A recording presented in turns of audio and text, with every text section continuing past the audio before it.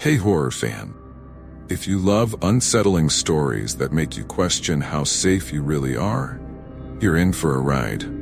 Make sure to hit that like button, share the video with your friends, and subscribe for more content that'll keep you up at night. Now let's dive into a tale that still haunts me to this day. I was 21 when this happened, and I can still remember the way my stomach knotted every time I heard a sound after that night. It all began during a quiet summer evening at my parents', a place secluded enough to make anyone feel like the world outside didn't exist. Surrounded by thick woods, the only real landmark nearby was a small lake that my family loved to swim in during the day. But at night, that same lake took on an eerie stillness. That evening had been like any other. I had just finished watching a movie, a cheesy slasher flick that, in hindsight, didn't seem so ridiculous after what I was about to experience. I remember the house being quiet, too quiet. It was the kind of silence that felt oppressive, like the walls were closing in. I tried to shake it off, telling myself I was just being paranoid. It was around midnight when I first heard the splashing. It wasn't the occasional plop of a fish or the distant call of a bird landing in the water. This was different. It was the unmistakable sound of someone, or something, swimming. I stood frozen, straining my ears to be sure I wasn't imagining it. But there it was again, a steady rhythm of water being displaced by strong, deliberate strokes. I got up and walked slowly to the window that faced the lake. From that vantage point, I could only see part of the water, shimmering under the dim moonlight. My breath caught in my throat as I saw the ripples, but no swimmer in sight. It was dark, cold water that seemed far too still, considering the noise I had just heard. I waited, watching the surface of the lake, feeling the weight of the silence pressing down on me once again. Minutes passed.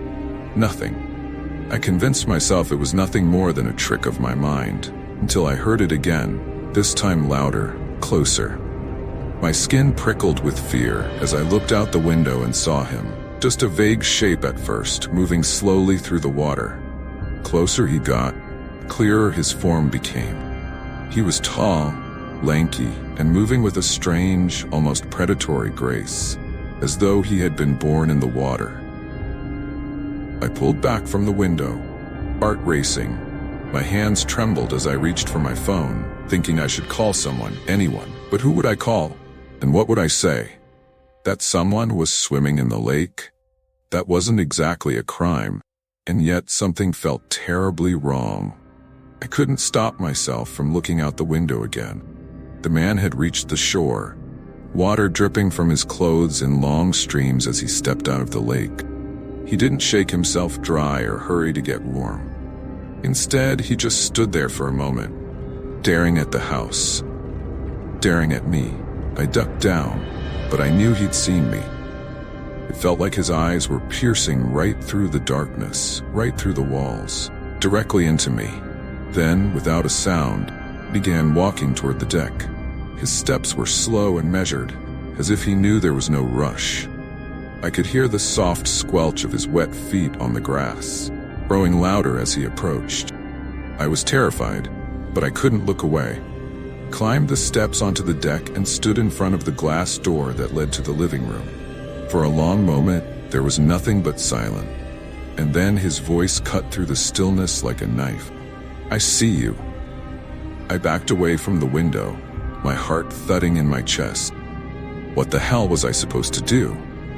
Call the police? Confront him? My mind raced through the options, but I was paralyzed by fear. The house, which had always been my safe space, now felt like a trap.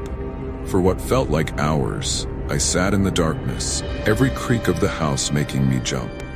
Eventually, I forced myself to look out the window again. Man was gone. But the fear wasn't. I didn't sleep that night. Every sound made my heart race. Every rustle of the wind, every creak of the floorboards. I waited for morning like it was some kind of salvation, hoping that daylight would erase the nightmare of the night before. But when the sun finally rose, it brought with it a new horror. There were wet footprints all over the deck, leading from the water straight to the glass door. They stopped right where I had been standing, watching him the night before.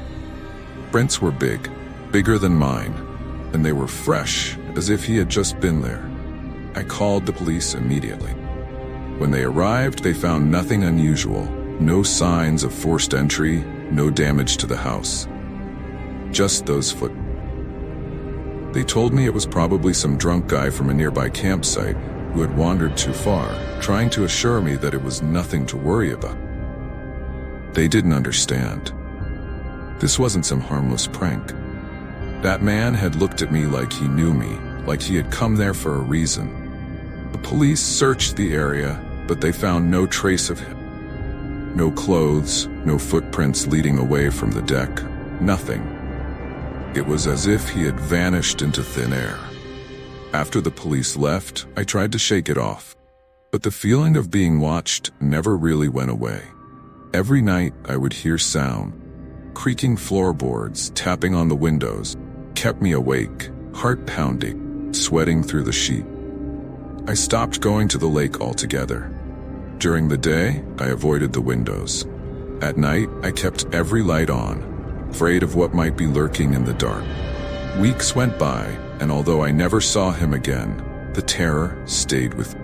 The police told me it was a one-time thing, that I was safe, but I knew better. Every time I closed my eyes, I could see him standing on the deck, dripping wet, smiling that twisted smile. I knew he was still out there, watching, waiting. That's my story. If you've ever experienced something like this, or if you think you know what might have happened, let me know in the comments. And if this story gave you chills, don't forget to like, share, and subscribe for more terrifying tales. Until next time, keep your doors locked.